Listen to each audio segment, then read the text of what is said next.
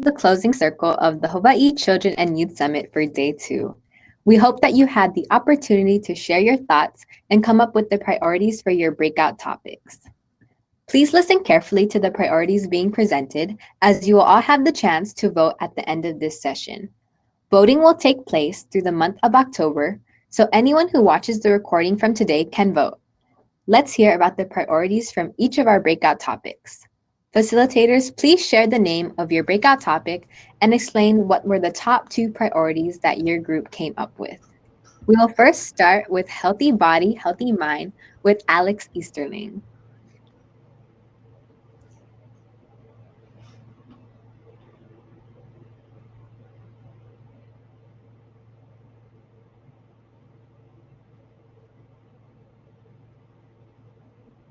Hello, can y'all hear me? Okay. Alex, just please introduce your name, what school you come from, and what island you're from. So I'm Alexander Lucero Easterling. I am from Kamiki High School and I'm on the island of Oahu. And I'm the co-facilitator for Healthy Body, Healthy Mind. And so our oh, Top priorities. okay. Our first top priority was a mental health stability like event slash fair that can be like supported statewide throughout our schools. And basically, what it'll be is students will be encouraged to communicate and bond with counselors and other adults in their school while learning about mental health through various activities and such. Guest speakers can also be like a main topic of the day. And we were also thinking about dates it can happen.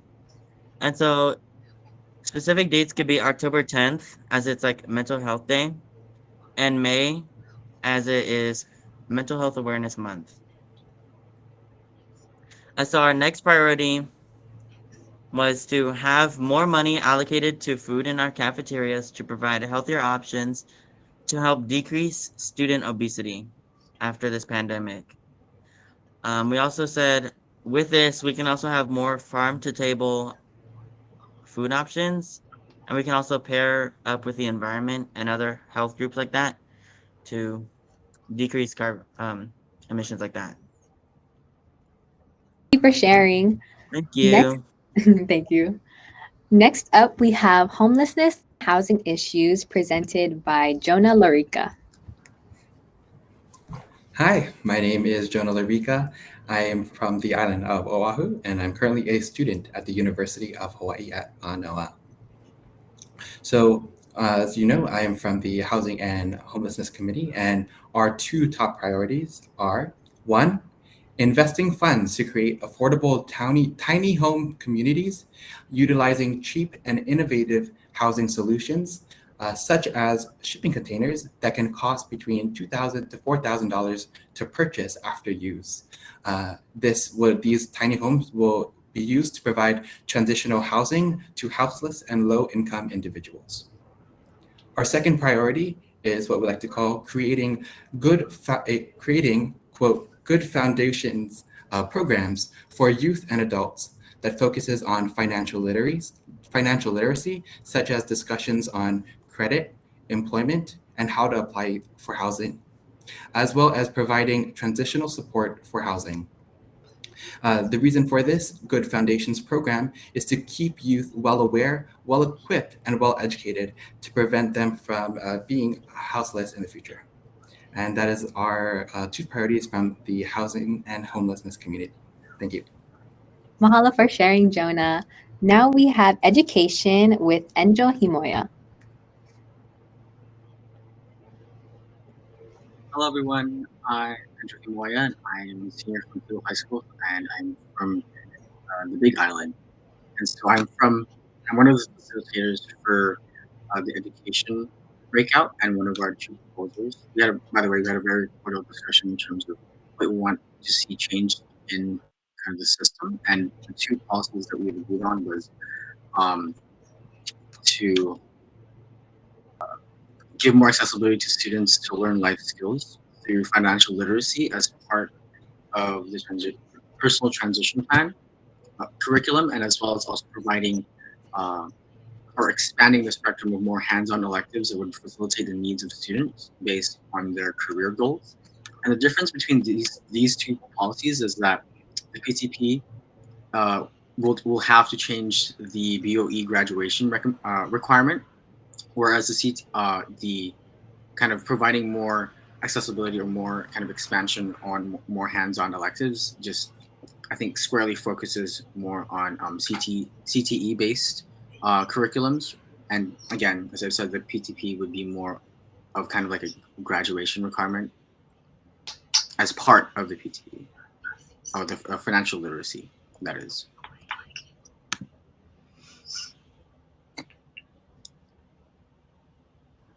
And then, do you have your second statement, or is that the one?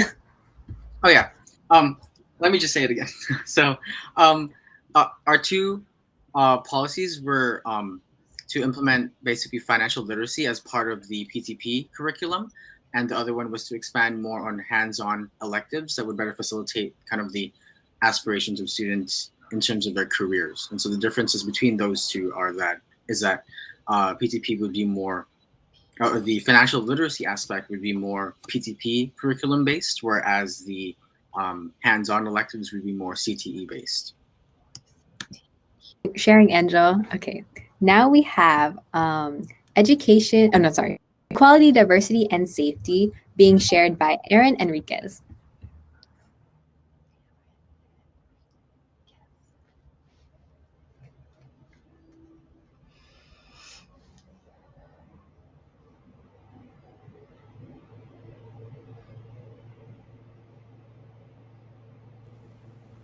Hi, could you all hear me? We can hear you now. Just introduce your name, what school you're from, and then you can introduce your two priorities. All right. Hi, my name is Erin Enriquez. I'm a graduate of Pearl City High School. I'm from Oahu, Hawaii, and I'm a co-facilitator for equality, diversity, and safety. So our first resolution we came up with is to implement comprehensive training for educators on sexual health topics that includes positive and accurate representation of LGBTQIA+ and POC communities in order to destigmatize and promote sexual health. Our second um, our second resolution is to request the Department of Health and Human Services to convene a working group to create a model for human trafficking prevention and data collection in order to increase awareness and education and also support victim identification of those who are affected by human trafficking. Aaron. Okay, last but not least, we have the environment being presented by Dyson Chi.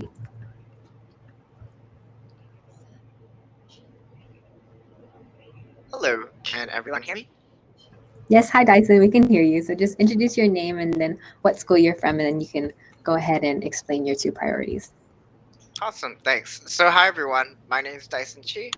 I am a student at the University of Hawaii at Manoa, and I am one of the co-facilitators for the environment group.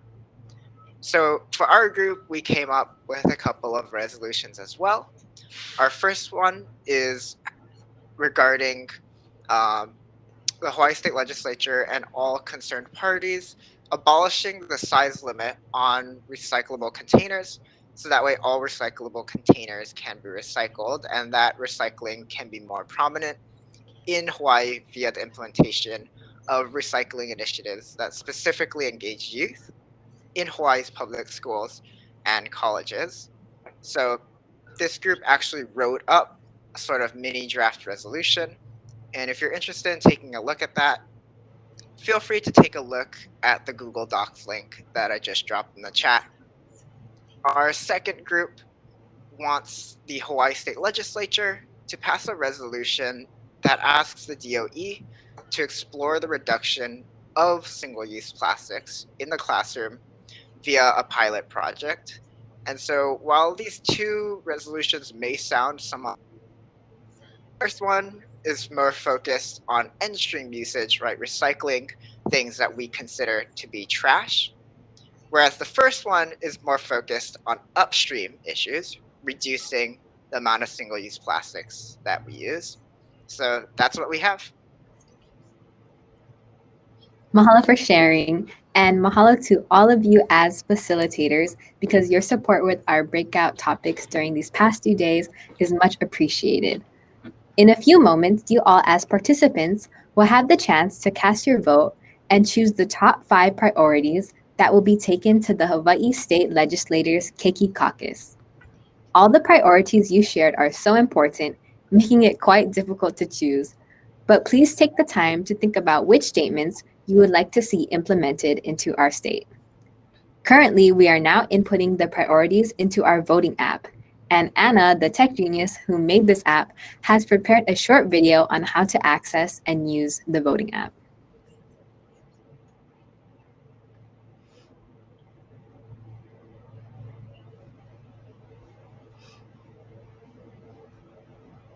Here's a short video that will show you how to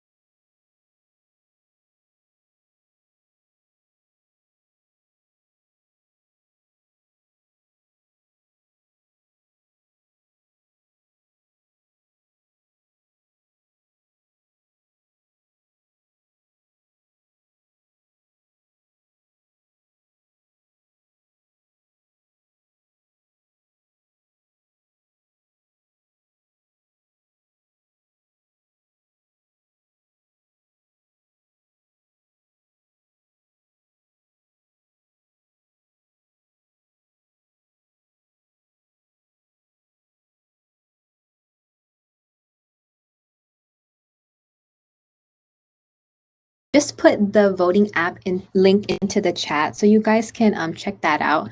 But we will be taking a moment to answer any questions that you may have in the chat.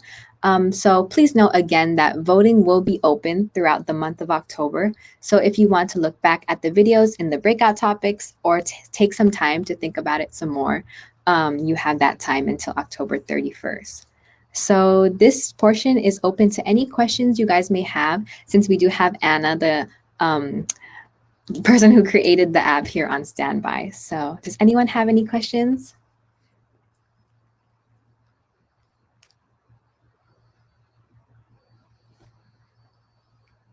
We'll give you guys a few moments. And we want to make sure that as much people can vote as possible for this year's summit. So if you have any questions about the app, we do have Anna here.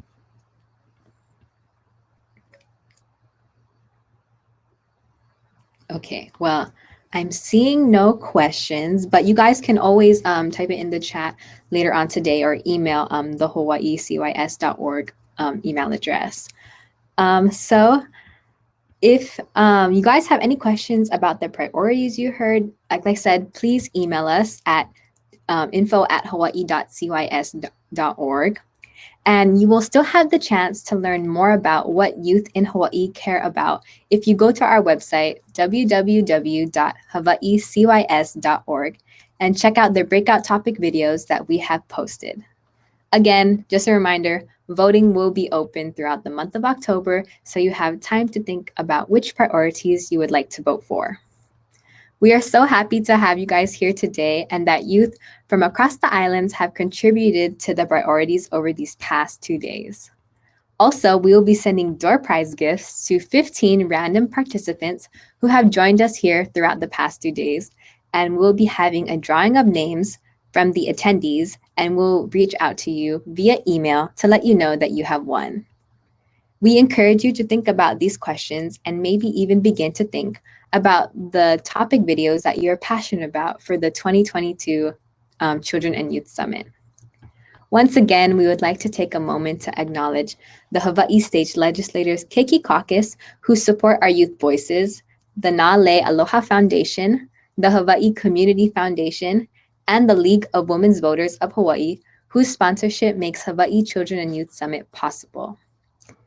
We are also extremely grateful for the work of the Hawaii Youth Services Network of collaborators, youth facilitators, and volunteers who are working behind the scenes to make this happen. Their work has made it possible for us to come together and discuss our concerns over the past 2 days. Mahalo for all of your support. And with that being said, this concludes the 28th Annual 2021 Children and Youth Summit. But you still have the opportunity to participate in making your voices heard with the Hawaii State Legislator. Our network of supporters like Hawaii Kids Can, Hawaii Youth Services Network, Get Ready Hawaii, and After School Alliance will let you know about additional opportunities for you to share your voice in the state legislature. Big mahalo to all of you for attending this year's summit, and we hope you all enjoyed your time here at CYS and had the opportunity to make your voices heard. So this concludes CYS 2021, and if you have any questions, please do not hesitate to stick around and chat with us for a while. Mahalo, everyone. Thank you, everyone.